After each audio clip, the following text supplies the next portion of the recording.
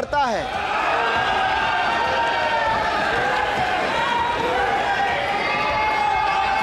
माननीय मंत्री रहे हैं, बड़े दल के नेता हैं, मंत्री रहे हैं, बड़ी बात कर रहे थे। मैं महाभारत, शकुनी, ये सब बातें कह रहे थे, दुर्योधन तक यहाँ ले आई है। वे केवल सभापति महोदय, इनसे ये पूछना चाहता हूँ, आपने जाति कैसे पूछ ली है बताइए बस। आप जाति कैसे पूछ सकते हैं? आप बताएं जाति कैसे पूछ सकते हैं? आप पूछ के दिखाओ जाति तुम। आप जाति कैसे पूछोगे तुम? कैसे पूछोगे जाति? गए उस मिलिट्री स्कूल में, मैं खुद मिलिट्री स्कूल का पढ़ा हूँ, और आप परमवीर चक्र की बात कर रहे हो तो हम भी तमाम नाम गिना सकते हैं। माननीय सदस्यों से मैं आग्रह कर रही हूँ, आप 1 मिनट से भी कम। मैं आपके सामने कहना चाहता हूँ, ये तो केवल मिलिट्री स्कूल गए हैं।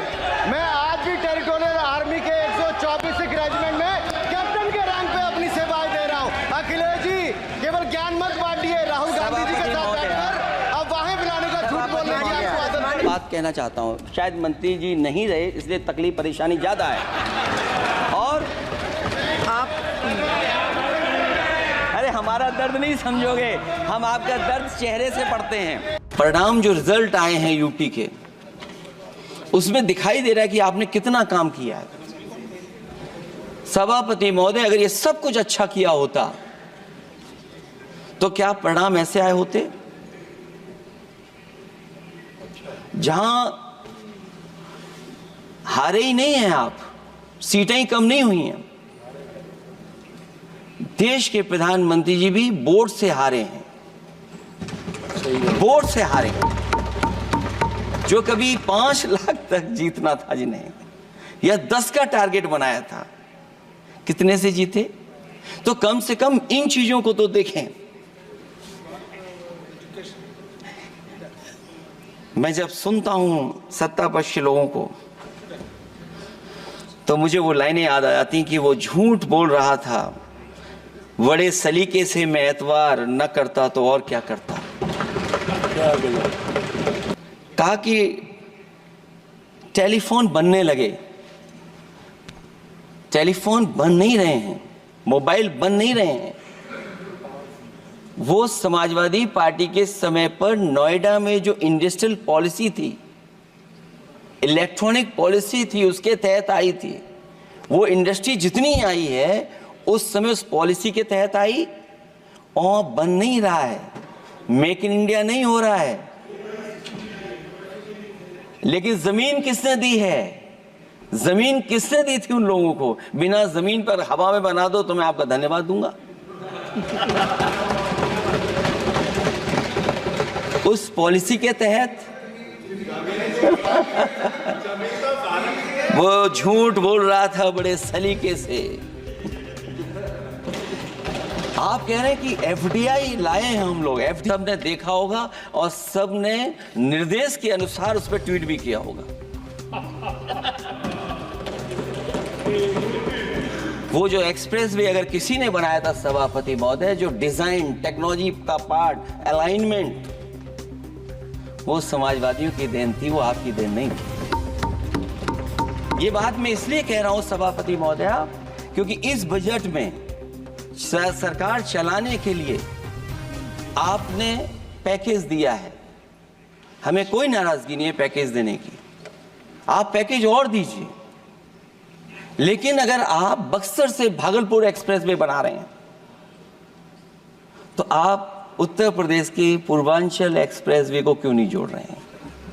और मैं तो कहूंगा आपसे कि केवल अगर आप 25 किलोमीटर जोड़ देंगे, जहां पूर्वांचल एक्सप्रेसवे रुक गया था, केवल 25 किलोमीटर आप जोड़ देंगे तो दूसरे काम को अपना जो बनाते हैं, आप ये कह पाएंगे कि दिल्ली से लेकर के आपने भागलपुर तक एक्सप्रेसवे दिया है। हाँ जी, वो अभी से नहीं, बहुत पहले से बन रहा है। बहुत पहले से बन रहा है। मैं ये नहीं कहना चाहता कि क्या दिया आपने, मैं ये कहता हूं कि अगर आप बक्सर से भागलपुर एक्सप्रेसवे दे रहे हैं केवल बिहार के लोगों को खुश करने के लिए, मैं उससे सहमत हूं कि आप बिहार की तरक्की के लिए एक्सप्रेसवे दें, लेकिन जो पखनपुरा, जो आखिरी गांव है जहां पर छूट गया है, वहां से आप क्यों नहीं जोड़ रहे हैं? और हमारे स्टेट के लिए आप कोई नया एक्सप्रेसवे क्यों नहीं दे रहे? कि जो वर्क फोर्स आप बना रहे हैं ट्रेनिंग देकर के सरकार के पैसे से, अंतोगत्वा इनको भी एक्सप्लॉइट वही लोग करेंगे, उद्योगपति। आखिरकार जब इतनी टेक्निकल, इतनी ट्रेन फोर्स होगी, तो आप ये मुझे बताइए कि उसके भविष्य क्या होगा। अगर इतने बड़े पैमाने पे आप ट्रेनिंग करा रहे हो, सरकार का बजट उसमें खर्च हो रहा है, तो सभापति महोदय उनका भविष्य क्या होगा 5 साल के बाद।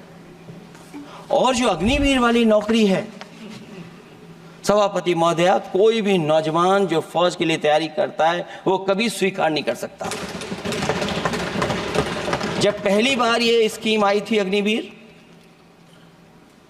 उस समय बड़े बड़े उद्योगपतियों से ट्वीट कराया गया था कि अग्निवीर से अच्छी कोई योजना नहीं है, इनको हम नौकरी दे देंगे, हम अपने यहां रख लेंगे। और शायद सरकार में बैठे लोगों को यह बात याद होगी, क्योंकि सरकार खुद स्वीकार करती है स्कीम ठीक नहीं है, तभी वो अपनी अपनी सरकारों से कह रहे हैं कि अग्निवीर वाले जो लौट करके आएंगे उन्हें कोटा दीजिए, आप नौकरी दीजिए।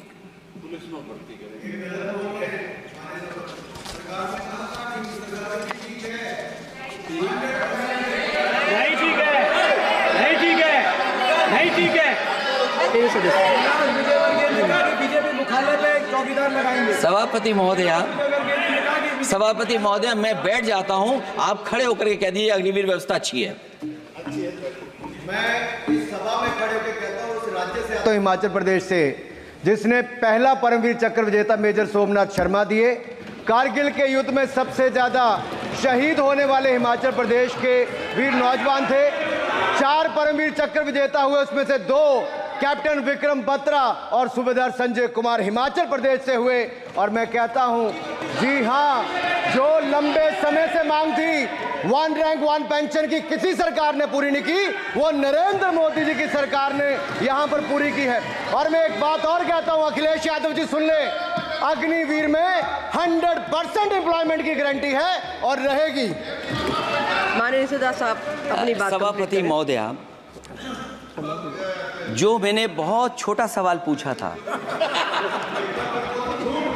मैं दूसरी बात कहता हूं, अगर ये जो बात आप कह रहे हो, तो आपको जरूरत क्यों पड़ रही कि आपको उत्तर प्रदेश में और प्रदेशों में कोटा देना पड़ रहा है 10%? सभापति महोदय, बैठिए। सभापति महोदय, जहां तक परमवीर, रुक जाइए,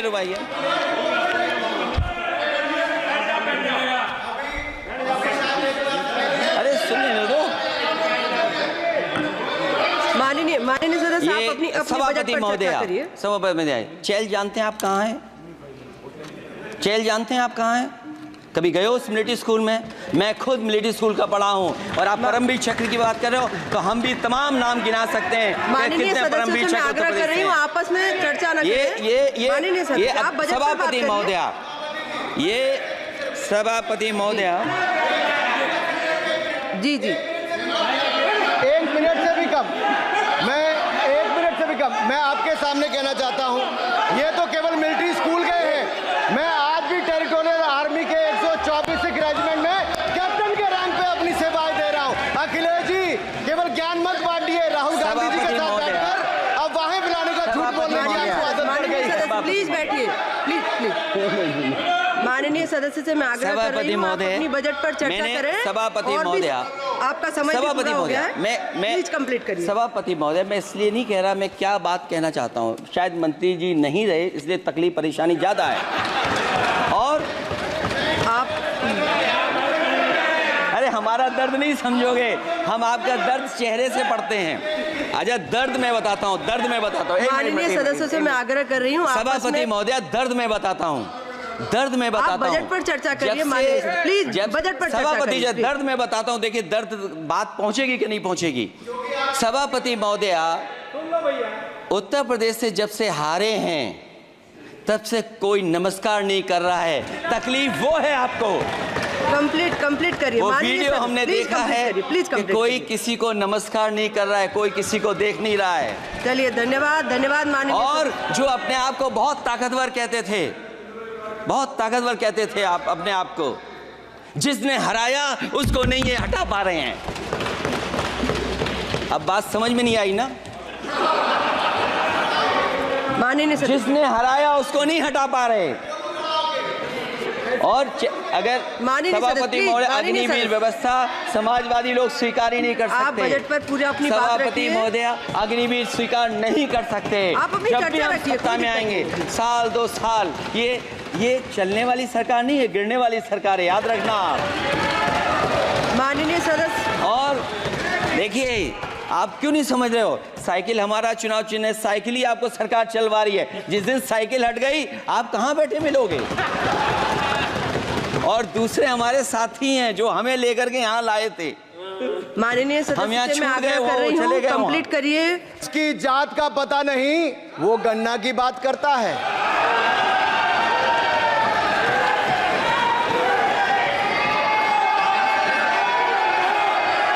जिसकी जात का पता नहीं, वो गन्ना की बात करता है।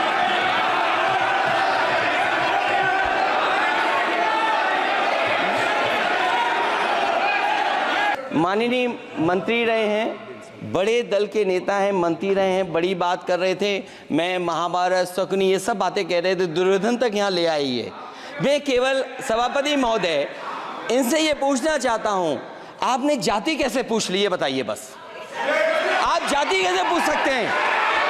आप बताएं, जाति कैसे पूछ सकते हैं आप?